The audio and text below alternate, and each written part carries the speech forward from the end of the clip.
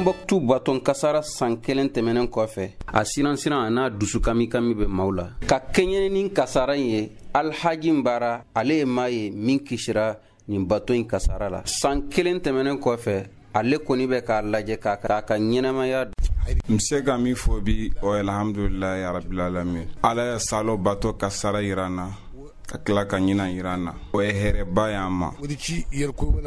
Askia Mahamani ye Tombouctou ka ye ale hakili na maa si ma sigi ni kasara ye kɛra cogo min na an bɛ yɔrɔ min na yan Tombouctou hakili tun tɛ se ka nin jateminɛ cogo si la ka fɔ ko adamadenw bɛ se ka taa bato falen sɔrɔ mɔgɔw ka taa wuli u la k'u faga ka jama tilancɛ bɛɛ faga sɔn tɛna se ka kɛ nin ko sugu la parce que nin kɔni a dan tɛmɛna fo k'a dan tɛmɛ minnu ni kisira bato kasara in na Sitan Tangara b'o la ale kun taara jagofɛnw de ɲini bato in na an ye sɛgɛn caman de mais ni ala bɛ ko min na o tɛ tiɲɛ an ye sɛgɛn caman ye an ma sigi an ma bila an kunkolo la ko ataki y'an sɔrɔ minnu ni tora a la kɔni an bɛ dugawu kɛ ala k'u dayɔrɔ sumaya mais an minnu fana ni ala ma baasi k'an sɔrɔ an ni kisira o ye belebeleba ye an bɛ baara kɛ n'an ye dɔɔni min sɔrɔ an b'an yɛrɛ dɛmɛ n'a ye fɛn min ye lakana tigilabaw fanfɛla la fɛɛrɛw sigira sen kan walasa maaw an'u bolominɛw ka se ka kisi cogo min na Salaha Mayiga ale ye wasabulon CNT o tɔnden dɔ ye san kelen kɔfɛ an bɛ ala ba barakada fɛn kelen kɔnɔ parce que depuis que bato attaque kɛra an ka région a ka situation sécuritaire jamana ɲɛmaa y'a ta ka ɲɛ u ye effort caman kɛ pour que ɲɔgɔnna kana kɛ tuguni an ka jamana la a kana kɛ an ka région la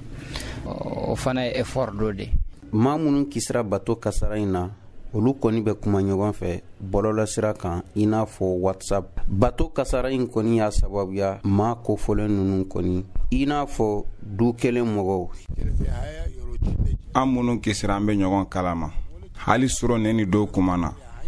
dɔw yɛrɛ minnu bɛ Bamako ni Kulikɔrɔ u y'u ka taama ko fɔ n ye an ye dugawu kɛ ɲɔgɔn ye an bɛ to ka kibaruyaw fana di ɲɔgɔn ma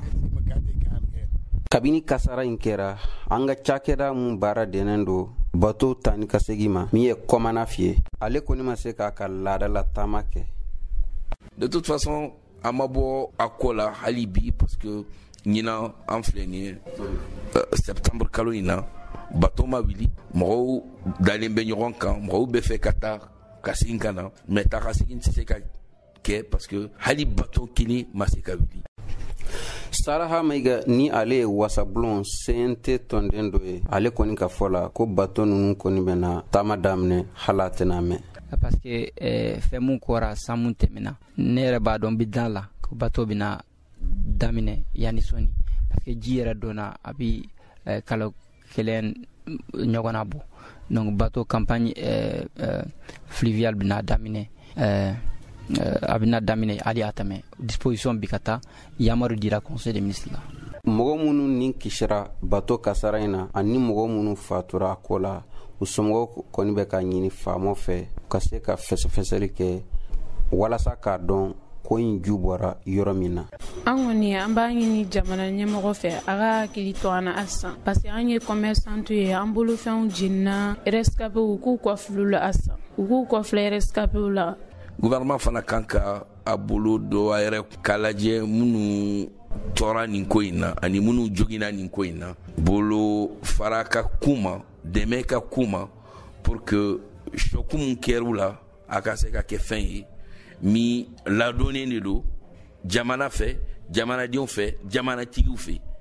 o dɔrɔn de bɛ se ka kɛ fɛn min bɛ se k'u niw u dusu sumaya dɔɔni san kelen kɔfɛ ɲininkali kelen kɔni dɔ bɛ mun jaabi kɔni ma se ka sɔrɔ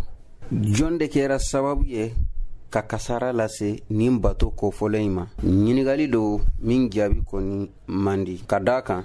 banbanci kɔni minnu bɛ kɔrɔn fɛ a kelen kɔni ma se ka jɔ a la k'a fɔ k'ale de nin kasara ɲi kɛ. bɛɛ kɔni jɔlen dɔ k'a fɔ ko nin baara ɲi nin ye banbanciwalew ka baara de. nka banbanci kulu jumɛn de nin kasara lase bato in ma? hakili jiginna bato Tombouctou kasara sen fɛ maa 111 de bɔnɛna u nin la, maa 382 kɔni kisira. ni Aluseni Alhaji ka laseli ye VOA Bambara tɔgɔ la ka bɔ Tombouctou.